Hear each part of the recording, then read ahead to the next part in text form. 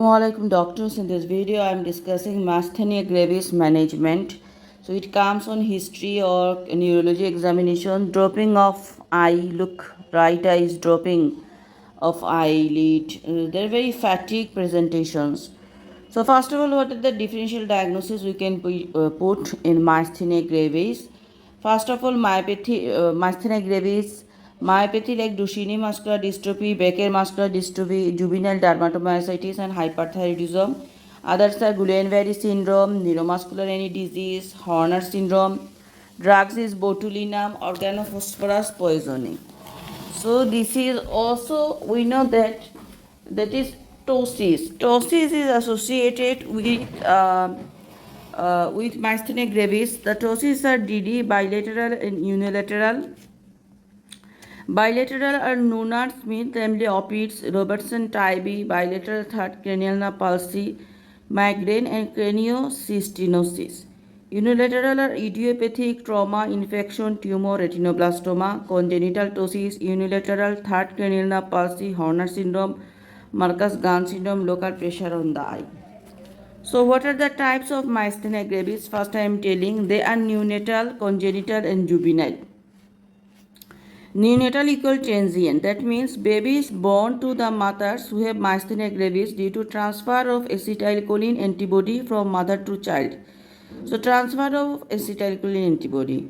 Presented early with floppiness, feeding difficulties, weak cry and difficulties in breathing. Antenatally, polyhydramnios with decreased fetal movements may develop deformities like arthrogryphosis. Improves within 4 to 8 weeks with anticholinesterase drugs. So it is neonate. Congenital babies born to mothers who do not have this disease, defect in the neuromuscular junction in the receptors is less severe but less respond to the treatment. So one is congenital, one is transient, for mother to fetus it go, and one is juvenile. Juvenile is present after 10 years, more in female, same as adult type with fluctuating fatigability. So they have, morning time rest, they improve, they healthy, but at the evening with time they become fatigued. Okay, so what are the investigation I will do for examinations? First of all, diagnostic is EMG, electromyography. There is anti-acetylcholine receptor antibody, anti-muscle kinase antibody. So anti-choline receptor antibody and anti-muscle kinase antibody. Okay, lab ANA, anti-DNA, screen for other autoimmune disease, thyroid profile. Remember thyroid, celiac, these are best friends. So thyroid profile and celiac screening. Imaging chest x-ray for the thymus shadow, ultrasound of neck we can do. Plus clinical test, MRI chest and endorphin chest. Endorphin test is that more than 2 years positive if improvement for few seconds and disappear in minutes. Done with the precautions to be done at hospital with IV line ECG monitoring atropine 0.1 milligram per kg. Less than 2 years neostigmine test with peak at 20 minutes. So what investigation just I am telling. First of all, electromyography, anticholine receptor antibody, anti-muscle kinase antibody. This is the diagnostic. Then associated disease for thyroid profile we can do ultrasound of the neck, imaging chest x-ray of the thymus, ANA test and TDNS. Then we can do the endorphin test more than 2 years, and less than 2 years is neostigmine test. Okay. Types of myasthenia gravis. There are types of crisis: myasthenic crisis and cholinergic crisis. Myasthenic crisis, acute respiratory failure, treatment with admission, IV immunoglobulin and plasmapheresis. That's why they have repeated chest infection present. And cholinergic crisis, overdose of the medications, loose motion, lacrimation, salivations. Side effects of pyridostigmine, myosis, bronchospasm, nemesis, treatment with atropine 0.1 milligram per kg. So remember, myasthenia gravis, the important history is chest infections, important history is drug history. What is the treatment we give? First of all, antimuscarinic, neostigmine and pyridostigmine, immunosuppressants, steroid and azathioprine, thymectomy. What is the indication of thymectomy? If antibody positive, acute presentation, generalized affection with the pressure symptoms less than 2 years of period. Benefits of thymectomy is reduce the dose of steroid and need for immunosuppressant and decrease need to go to hospital for crisis. New biological treatment are rituximab and belimumab. These are GCSF. Care of the coma patient like admission to the ICU, diet modifications plus feeding support, pain management, ventilatory support if indicated, prevention of contractures by the physiotherapy, bed sores, frequent changing of positions, deep vein thrombosis, gradient pressure stockings and secondary infections, prophylactic antibiotics. Multidisciplinary team, I will involve the neurologist, physiotherapist, immunologist, occupational therapist, speech and language therapist for swallowing difficulties, social worker and dietitian lies with the school. I will give the advice wear bracelet if girl. If in labor, a senior neonatologist should attend the labor as the baby may have congenital myasthenia and need respiratory support.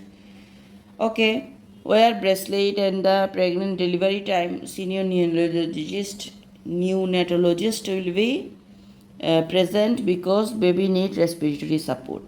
Avoid trigger stress, tiredness, exhaustion. Avoid some medicine that is beta blocker, azathioprine, ciprofloxacin, nalidixic acid, neuropsychiatric drugs, penicillamine, and gentamicin. Educate the parents about the side effects of the medicines, emergency card plan, and give extra vaccine pneumococcal and flu. Give extra vaccines pneumococcal and flu vaccines. Causes of respiratory failure is myasthenic crisis, cholinergic crisis, and respiratory infections. So treatment actually headline I am telling that first of all anti-muscarinic agent neostigmine, pyridostigmine. I will give the steroid azathioprine and the thymectomy, and new biological agent are palimizumab, rituximab. These are GCSF. And if the child physiotherapy we do, if the child admitted in the hospital accordingly, if need ventilatory support, changing positions. These are multidisciplinary team involve the pediatrician, neurologist, ophthalmologist, speech and language therapist, occupational therapist, immunologist. We give the vaccines, special vaccines. These are and the advice we give that advice wearing bracelet, birth of delivery, that neonatologist, senior neonatologist will be present because respiratory support may needed. Then wear bracelet, then avoid the drugs, some drugs like beta blocker, azathioprine, ciprofloxacin, nalidixic acid, neuropsychiatric drugs, avoid stress, anxiety, educate the parents about the side effects of medicine, emergency card plan, give extra vaccine. Our investigation, the diagnostic tests are electromyography.